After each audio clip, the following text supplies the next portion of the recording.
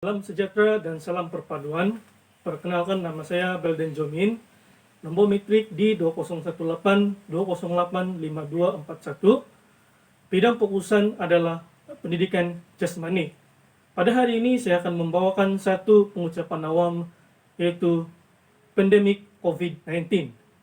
Pandemik COVID-19 juga dikenali sebagai pandemik coronavirus, yaitu pandemik penyakit coronavirus 2019 yang berterusan secara global berpunca daripada virus sindrom penyakit akut teruk yang kedua ataupun lebih dikenali sebagai SARS-CoV-2.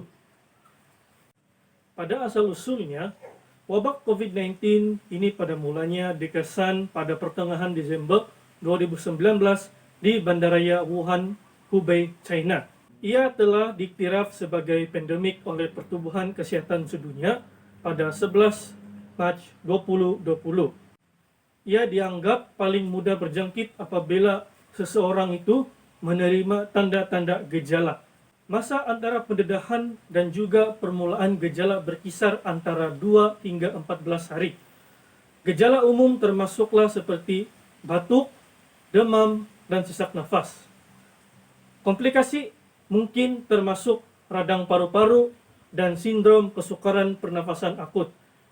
Pemantauan dan juga penjagaan pengasingan diri di selama 14 hari diwajibkan untuk mengesyaki seseorang itu sama ada ia berjangkit ataupun tidak dijangkiti virus ini.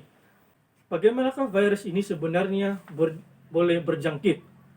Sebenarnya virus ini mempunyai 3 cara mudah untuk menjangkiti antara individu dengan individu yang lain.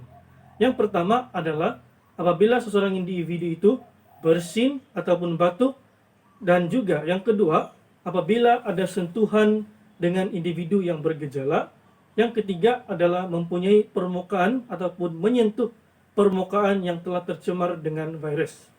Jangkitan ini berlaku tanpa kita sedari, karena sebelum wujudnya virus ini kita sebenarnya merasakan bahwa semua itu adalah perkara normal yang dilakukan dalam kehidupan kita setiap hari. Selain itu, terdapat 3 tanda seseorang itu sekiranya ingin mengenal pasti bahwa individu tersebut bergejala ataupun tidak. Antara gejala yang boleh dilihat adalah pertama demam, yang kedua individu tersebut mengalami batuk, dan yang ketiga adalah individu tersebut mengalami sesak nafas ataupun sukar bernafas. Di samping pandemik COVID-19 ini juga, kita dapat lihat bahwa bukan sahaja memberi kesan kepada kesehatan manusia, tetapi kesan pandemik ini juga telah memberi banyak kesan gangguan. Gangguan tersebut ini boleh dinyatakan seperti yang pertama, gangguan sosioekonomi global, yang kedua, penangguhan dan pembatalan acara kebudayaan, yang ketiga, acara-acara keagamaan, yang keempat, kesukanan, yang kelima, ketakutan yang meluas dalam kalangan masyarakat dalam kekurangan bekalan yang mendorong kepada pembelian panik. Kesan ini turut dirasai oleh setiap negara, dan Malaysia juga mengalami kesan-kesan ini, sehingga kerajaan pada masa kini melaksanakan Perintah Kawalan Pergerakan ataupun PKP agar penyakit ini dapat dibendung daripada penyebaran berterusan. Sehingga pada hari ini dan hari-hari yang seterusnya, COVID-19 semakin lama semakin meningkat pada setiap hari. Hal ini memberi kebimbangan kepada negara karena berpotensi untuk menggagalkan hasrat negara dalam memulihkan semula ekonomi negara. Di samping kita melihat akibat buruk daripada pandemik ini, kita sebagai rakyat Malaysia perlu memainkan peranan penting dalam diri masing-masing untuk mengelakkan daripada dijangkiti penyakit ini.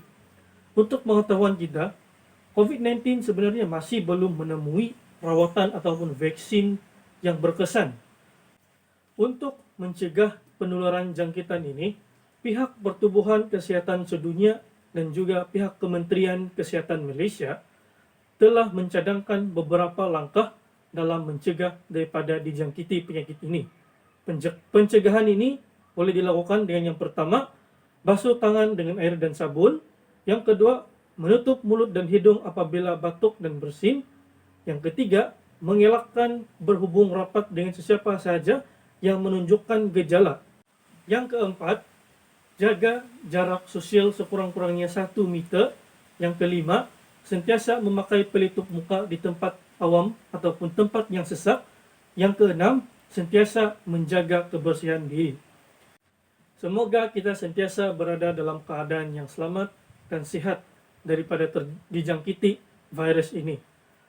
Teruskan mematuhi saranan daripada pihak kerajaan, teruskan mematuhi saranan daripada pihak Kementerian Kesihatan agar kita dapat menjaga kebersihan diri kita dan seterusnya kita dapat menghindarkan daripada dijangkiti virus COVID-19. Sekian sahaja daripada saya. Sekian, terima kasih.